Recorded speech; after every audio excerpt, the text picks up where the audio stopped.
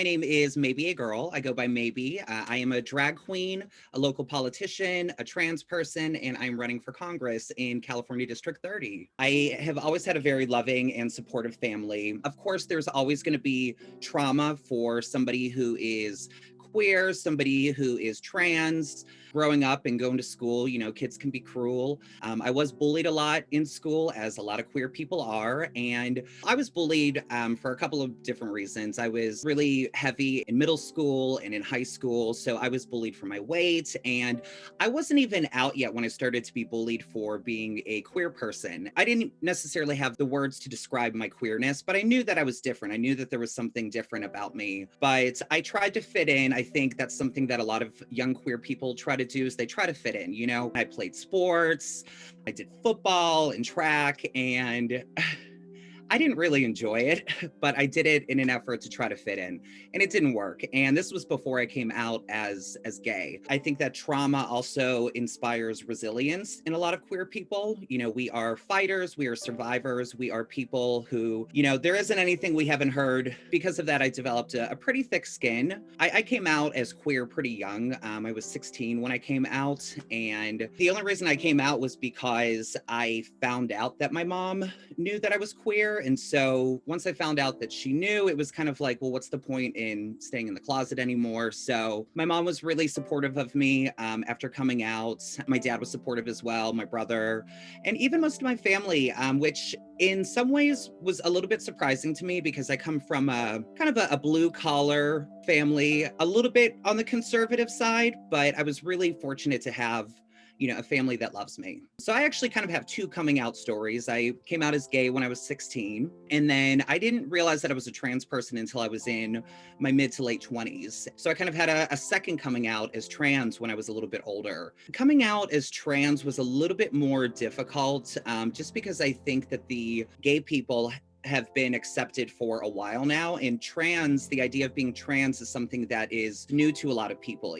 Percentage of people who are trans is a smaller subset of people than people who identify as gay or lesbian. I think that a lot of people just don't understand what it means to be a trans person, and how it's not about what's on the outside, it's about what's on the inside. Your gender is a very personal thing. It's part of your identity. And I think a lot of people have this misconception that everybody who's trans is trying to pass as a different gender. And that's just not the case. It's about expressing who you are openly and authentically and living that way. And what you look like on the outside doesn't matter. And a lot of people who are trans, they'll do a physical transitioning so that the outside more so matches what the inside of them looks like. I moved to Los Angeles about 8 years ago. I started doing drag probably about 7 years ago.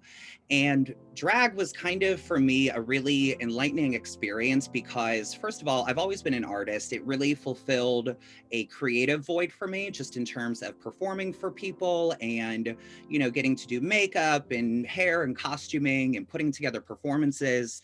But, drag in and of itself is inherently a social and political thing. The idea of presenting as gender nonconforming is, whether or not you intend it to be, it is a political statement.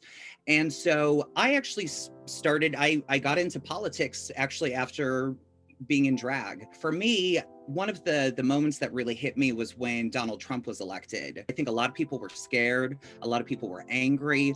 A lot of people wanted to do something about it. And that inspired me to run for local government here in Los Angeles. So I ran for a seat on the Silver Lake Neighborhood Council back in early 2019. And I ended up winning my seat. It was a really, really exciting experience because I ran as my open, authentic self. I ran under my drag name. And when I got elected, I didn't even realize this, but I found out after the fact that I was the first drag queen ever elected to a public office in the United States, which I was obviously excited about that, but I was also surprised and disappointed because, as I mentioned, drag is inherently political. I think we think of drag and politics as being two totally separate worlds, but they're really not that far separated. And actually, a lot of my experience in drag prepared me for engaging with the public speaking, talking to people who might not necessarily agree with me on every single thing.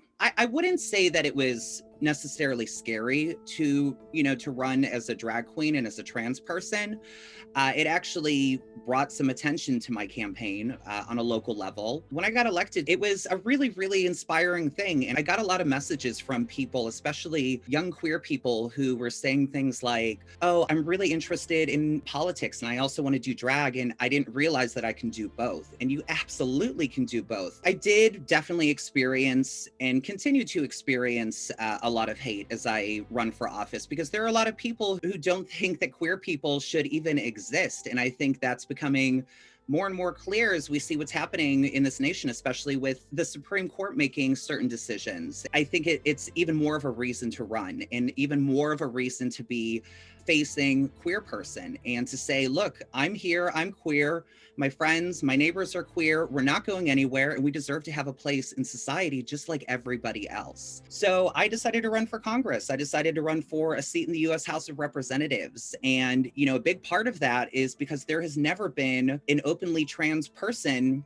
federally elected to our government. And when there is no trans representation in our government, how can we trust that our government is actually and fairly representing us? And the answer is they're not. And you're seeing our rights being taken away as we speak. It's scary how many anti-LGBTQIA bills are moving through various state legislatures. It's just so unfair that they're making decisions about trans people without consulting trans people, without trans people making those decisions.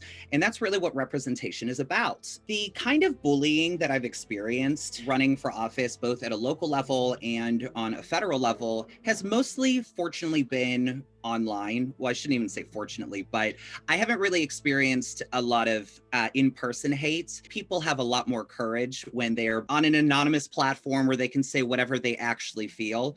The things they have to say are very, very ugly, but they're very ignorant, and they're just so based in hate. And I feel bad for these people that they have so much hate in their heart that they feel the need to reach out to a stranger through their direct messages to say, I hate you, you should die, go away, nobody wants you, you're a man. I'm confident enough in myself to be able to do this. What you say to me is not going to affect me. It's not going to make me not trans. It's not going to make me not run. In fact, it's inspiring me to run harder. So I've been very lucky to have support on my neighborhood council, and even from the stakeholders who attend our meetings and participate our conversations. And I will say that's not actually the case for every neighborhood council in Los Angeles. There have been instances of other trans people being misgendered and bullied on their neighborhood councils. So I have attended those particular neighborhood councils to, say this is not okay, this is wrong. And I think you have to handle it with dignity and with grace. And, I always try to give people the benefit of the doubt that they are hopefully not hateful bigots. Sometimes they prove me wrong, and they are, but I try to give people a chance, and I try to explain why this is not okay, why this is wrong, why you're discriminating, why you're bullying somebody. In some instances, it works. And in some instances, it's, accidental or ignorance, not necessarily hate. But then there's some people who are just very open about their hate and their bigotry. And there's unfortunately nothing you can do except stand up.